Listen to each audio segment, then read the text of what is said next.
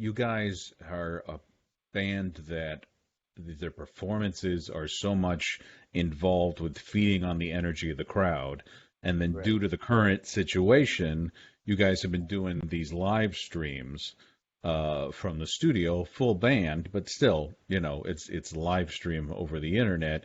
How do you get, and yet they're still energetic. So I'm wondering how you guys get your energy up for an audience you can't see or hear.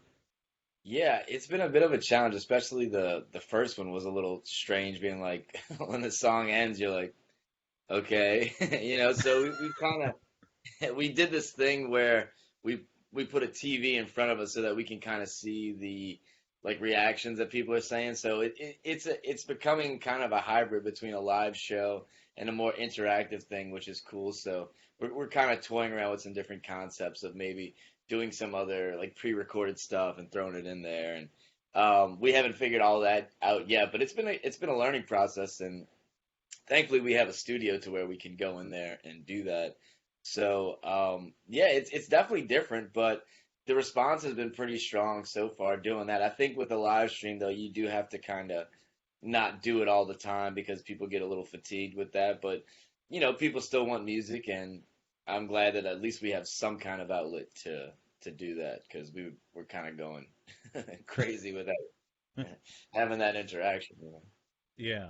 And now you mentioned, you have a studio to do this in, which would be Downman Studios, which, um, I'm wondering, I mean, now it seems fortuitous, but back when you started developing, what was it that convinced you to build your own studio rather than just to keep renting time in other people's?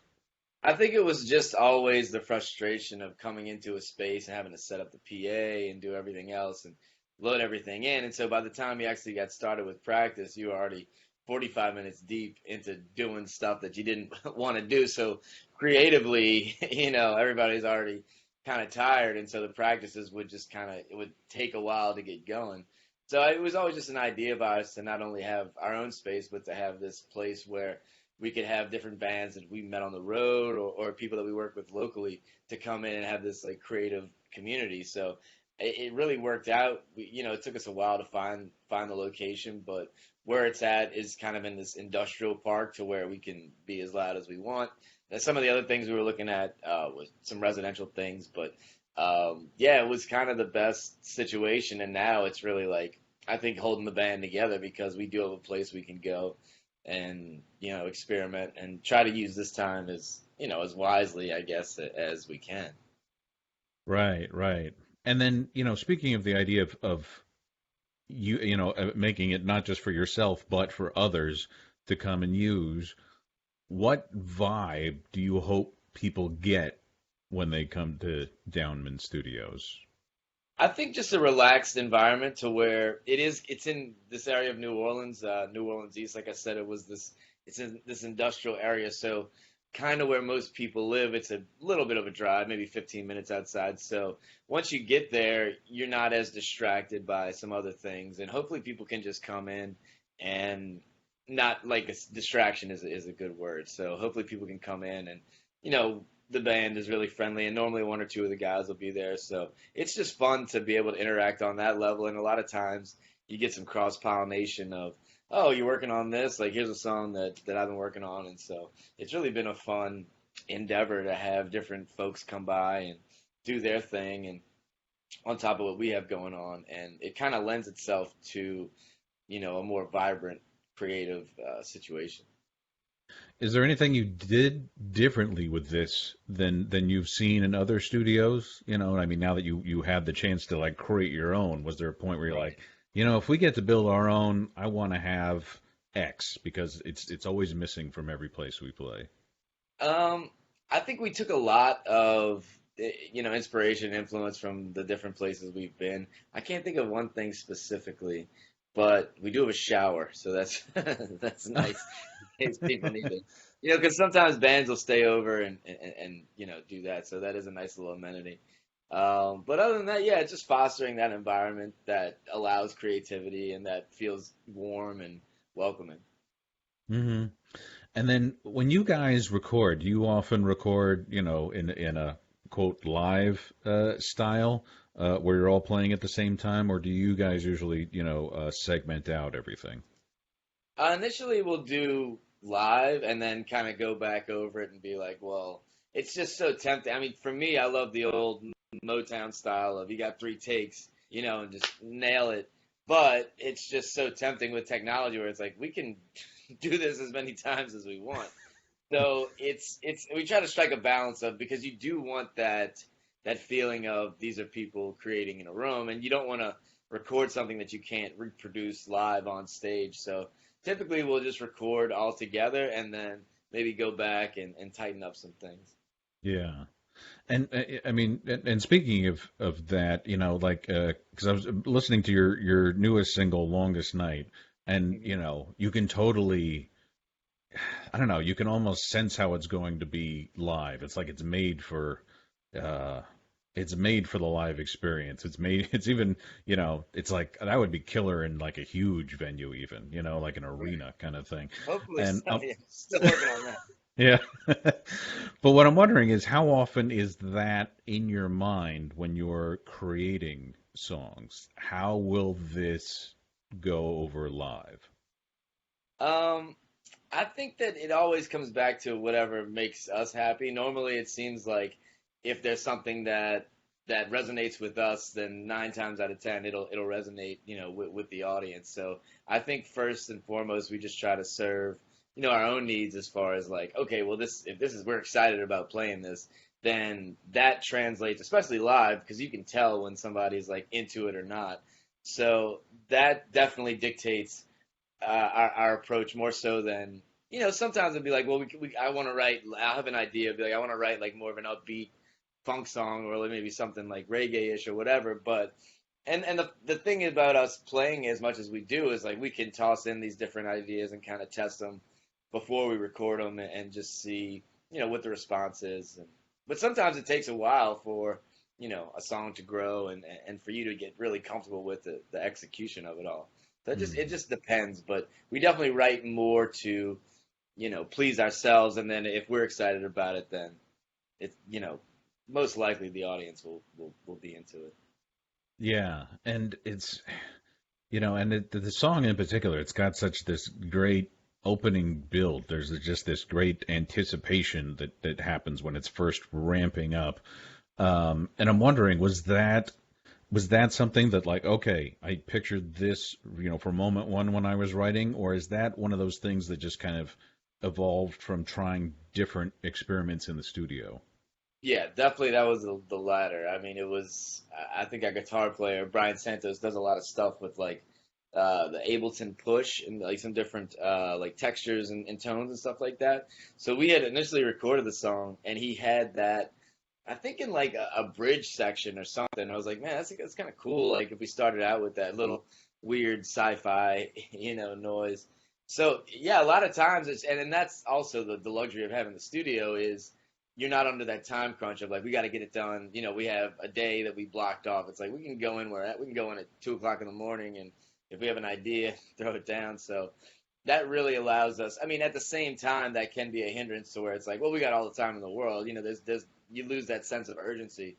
But Yeah. um, at the same time, it definitely just allows you to kind of expand a little bit. But I also have to keep the keep the screws tight on the boys and just be like, look, we do have to get this out at some point. Like, do you really need the 25th harmonica take? Like, I think the first one was fine. Right, right. And then, again, talking about the energy that's involved with your shows and things like that, and there's so often like choreography involved with the specific tunes. Does that just evolve organically, or is it like, yeah, throw in a little extra something visual here? I think that does evolve organically. That's something will happen on stage and be like, oh, that's cool. We should kind of develop that more. And that's pretty much the whole. I would say like the operating principle of the band is like we just try things, and if it works, cool, we'll do it. But there's not a whole lot of premeditated thought that goes into it. Somebody might do something and be like, all right, that's cool. But we've tried to do a practice. It's like maybe we could work on these. It seemed a little too dance studio ish when we actually tried to work on it. I was like. I don't want to put the ballet shoes on just yet, you know. um, and then, I mean, you guys have such, so much energy and so much going on live. I'm curious, where did your performance ethos come from, evolve from? I think that's rooted in New Orleans, just because growing up in the city, you're surrounded by such amazing performers, and everybody has this high level of talent and creativity that you need. Initially, when we started out, we needed something that would kind of stand out, and we always knew that we would have to, bring our A game every night, because you're in a city where, just legendary people. George Porter's playing for the Meters. I mean, there's just so, I mean, strata of just different age levels and experiences and stuff. So, being the young guns back 15 years ago, not so much anymore. But yeah, that was definitely something where it's like, okay, well, what we do have is this energy and this kind of upbeat nature. So we just try to, work on our strengths. And truth be told, I mean, we had no idea what we were doing. I mean, we still really don't. I think it's just we love music, and we try to, interpret that as best as we can through our flawed vessels. But like the that first time I met you guys, it was at a show in South Carolina, and you Right. guys had like driven all day from somewhere in the Northeast.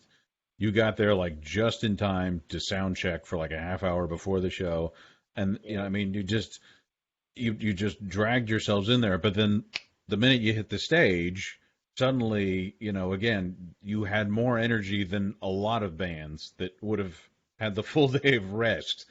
um, what I'm wondering is, how are you able to flip that switch on, with the rigors of the road and yet still bring it, on Right. stage at night? Well, thank you. I appreciate you saying that. I think for us, it's just like, if we're gonna drive 15 hours, then we can't like phone it in. We're already that you're there, so let's do it. Yeah, once again, I think it just comes down to the bond and the chemistry that we all have, and that, we want to put on the, if somebody's going to spend a Saturday night or a Friday night with us, then we really want to give them everything we have. And then also, in regards to the other band members, it's like, I wouldn't want to let those guys down. A band is such a fragile thing. It's one of the, like, everyone has to buy in to be like, oh, so we're gonna be on the road all the time, not make a lot of money, ruin relationships, and with the promise of, what, fairy dust? Like, maybe something will happen. But, over the years, I've definitely, you're always trying to reach for that brass ring, and try to, obviously make your career and develop your career. But the more that I've done it, the more that I've just been able to enjoy like the small moments, to be like, I'm really lucky to be able to do this, and do something that it not only gives me value, but, just talking to people that come to the shows that really enjoy it, and makes their day better.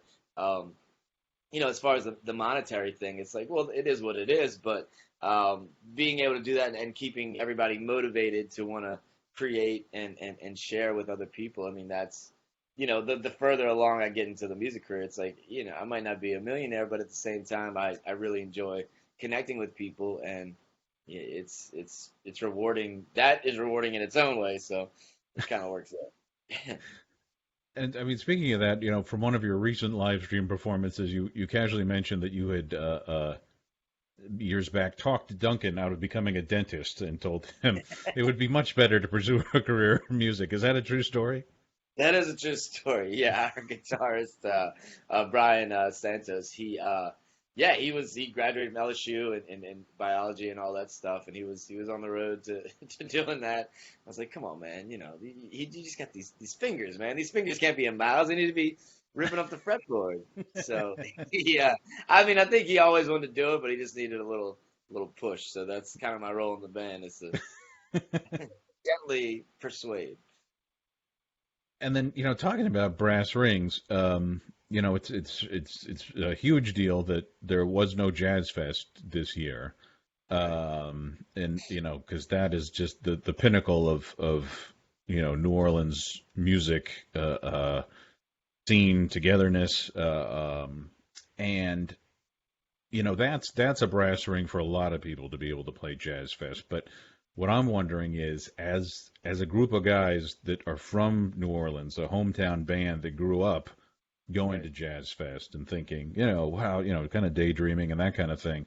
What was it like that first time you played one of the big stages at Yeah. Jazz Fest? I mean, just totally surreal. It was just such a humbling moment to be like, wow, all of our musical heroes, this is something that they did, and now we're kind of being embraced by this community that we've tried so hard to be a part of.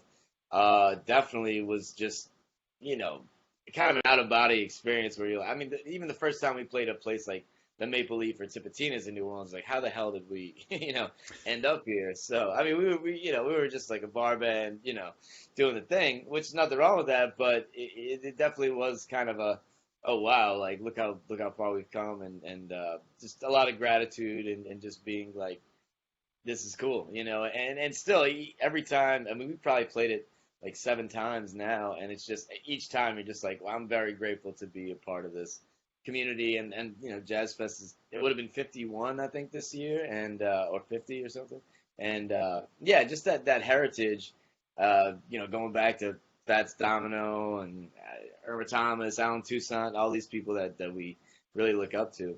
Yeah, it's just really, really, one of the defining moments of the band. And yeah, it's funny when we do these bigger festivals. We have a buddy of ours, Alex Harvey, who's a live painter, and he like paints us on stage. So I actually have the painting from that performance in my house, and it's nice to look at that and be like, yeah, okay, Oh, that was a wow. great moment. Yeah.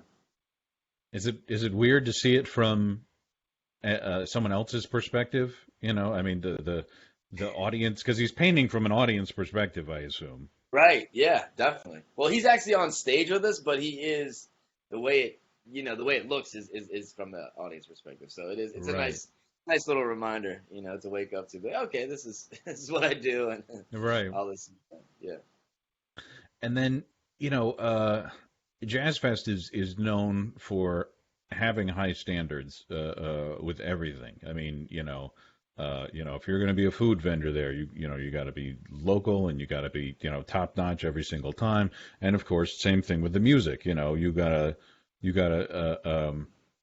gotta be known for something special. They're not just looking to fill things. And for up and coming bands that still dream of that, I'm wondering what factors do you think enabled you guys to reach that goal, to get selected, which is a big deal, to get selected by the Jazz Fest organization. Definitely. Well, I think for like up and coming bands, it's just, you know, with all the festivals and stuff, it's a lot of, I don't want to say it's a business at the end of the day. So if you can demonstrate that you can draw a certain amount of people, and we had done really well, in the New Orleans market, to where it's like they could justify being, okay, these guys do, X number of tickets at Tipitina's or whatever. So I think it's just showing. I think you have to be around for a little bit, maybe 3 4 years, something like that, and just kind of, show your worth, obviously musically, but also um, as far as what your numbers are. I mean, most of the time, all these decisions come down to, how many people can you bring? What do you look like, in that market? Unfortunately, it sucks that it's not more. Oh, this is so creative, and I'm sure occasionally that factors into it, but really it's just an economic thing, on their end, and it does have to fit with the overall vibe of the festival. But yeah, I would just say, expand your presence as much as possible, play as much as possible, have a good, fan outreach strategy, which you're great at. I would have advised them to talk to Chris, and have them build their outreach plan.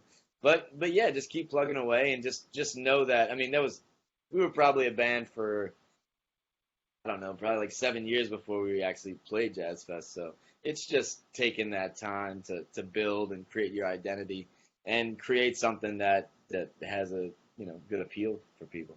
Hmm.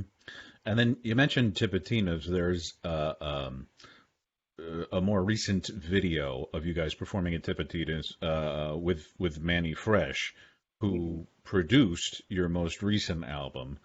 I'm Right. wondering what's something, talk about a guy who has a lot of history in the industry and a lot of experience. What's something you learned from working with him? Just his work ethic was really incredible. We got there, I think we did like a week in the studio with him, and he was there at 8 a.m. And we didn't really know what to expect, but he just worked at it, and just seeing that there wasn't, even though he is this great producer with so many hits and all this stuff, that there wasn't just some magic formula. It was just like, okay, we're gonna go through all these sounds, we're gonna go through all these different textures, and we're gonna figure it out. There wasn't, he didn't have some sort of magical ability to just pull things out of the ether. It was like, no, it's just gonna be work like any other day. And Hmm. he knew how to make really good musical choices. And when he heard something, he was definitive in kind of pulling the trigger on that and being like, let's go with that. So I just really appreciated his, I guess, decisiveness and also overall vision to be like, here's what I'm thinking. What are you guys thinking? Because Hmm. the process was a little bit different because we had recorded everything as a live band, and then he almost went back in and took like samples of what we did and then put it all together. So it was a different process. We'd have these long guitar solos, and he's like, I just want the first two notes. So it was just it was interesting to work in that capacity for sure. Hmm. Well, that makes me wonder. I mean, because you guys have been, a tight group for a while now, and now that you have your own studio, and you guys are prolific in, laying down material and working in the studio. So you obviously have your own ideas about that. So that makes me wonder, what do you look for in a producer? Since, I mean, technically, you guys have the skills to be able to do that on your Right. own. What are you looking for someone to bring into that situation? I think just a clear idea of what they want and the ability to get those sounds, out of the band as well. We've pretty much just been self-producing our own stuff because I do think that one of the benefits of the band is that everybody pretty much writes songs. So and just being in the studio so much, we all have an idea of how we want things to sound. A lot of times it's just when you write something, you're like, oh, it kind of sounds like this. So then you can have a reference point of and listen to the song and be like, oh, I wonder how they did this X, Y, and Z.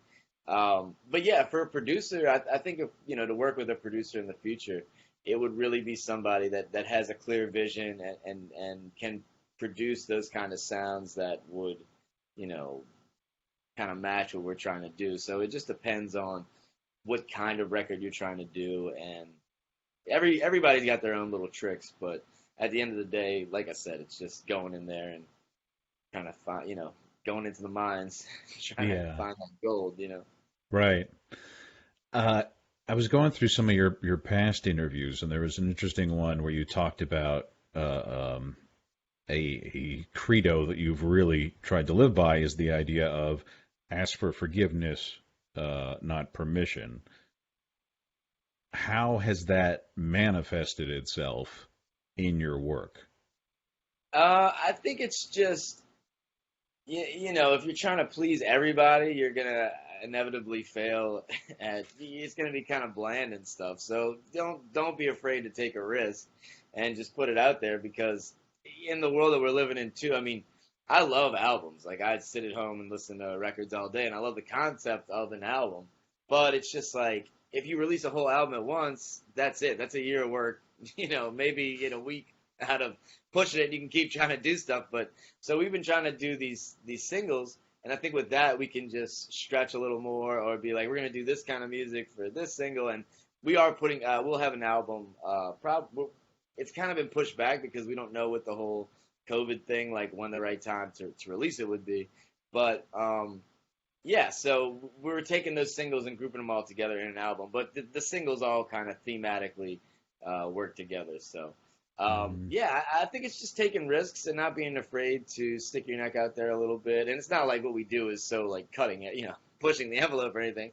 But at the same time, I never want to be limited by like, oh, I wonder what this person's gonna think or whatever. If it's true to you, then I think that's the best way to move forward. Just always being representative of who you are and what your point of view is. yeah. Okay. Okay. That makes sense. And then the that time I saw you in Charleston, I remember I was gonna take some photos during sound check, and you said, "No, no, no, wait until the show because then we're gonna look fly as shit." and Sounds right. and you guys definitely have your own sense of style, and there's a lot of these bands that you can tell they look like they just, well, this is what I wore out on the street on the way here. I'm Right, just gonna wear that. You guys, obviously, it's like, no, no, we're getting dressed up. We're right. putting on a show. Um, and I'm wondering to what extent does fashion or style factor into a good show, in your opinion? Well, I think it's just, it's one of those things where it's almost like a nonverbal clue to the audience to where it's like, yeah, if I just rolled out of bed with like a white t-shirt, like that's fine. But if you come up with something a little bit flashier, then people are like, okay, well, there was some thought put into this, and like these guys are presenting themselves, in a certain way. So I've just noticed that because we've done shows where it's been like casual or whatever, but dressing up a little bit, it kind of makes you feel good too. It makes you a little bit looser, and so it's one of these things that before you even play a note, people are like, "Oh, what is this?" It's just that extra little, you know, little bump of engaging the audience because they're like, you put some thought into this, so it's something different than we're trying to provide an experience that's slightly different from the from the norm. Yeah, okay, I get that. Um, and there's typically, there's certain instruments that lead singers, who do also play instruments will play. Usually, like bass, guitar, piano, and that kind of thing. It's rare to see a lead singer that also plays the trumpet, Right. which is, another way that you guys stand out. What drew you to the trumpet? I think it's just the New Orleans thing again. Like one of my earliest musical memories is just being at Mardi Gras, seeing the marching bands and all that stuff. And I always loved. My grandpa owned a bar in New Orleans, and he was good friends with Louis Prima, who was like a trumpet player, and he sang and Oh all yeah, that stuff. oh So yeah. I guess just growing up with that kind of music was. I don't know why trumpet initially attracted me, but we had a really good band program in my elementary school, and I think I guess we just played different instruments, and I really liked sax, but trumpet was only three valves, so I was like, I think I could figure this out. But it's uh, it's definitely a fun one to play. And yeah, I guess like in the tradition of, in no way am I on the level of like a Louis Armstrong or Louis Prima, but it is kind of fun to uh, be in that realm of you can sing and then pick it up and do that sort of thing. But it's funny Mhm. when I try to like write certain songs on trumpet, I'll be like singing and then I'm like, wait, this doesn't really work. I have to choose one or the other. Yeah, right, right. Yeah, and I would think in terms of breathing and in terms of the cardio factor, with you guys already jumping around on stage, I'm amazed that you can both sing and play, the trumpet because I would think it would just you'd pass out. It's a struggle sometimes.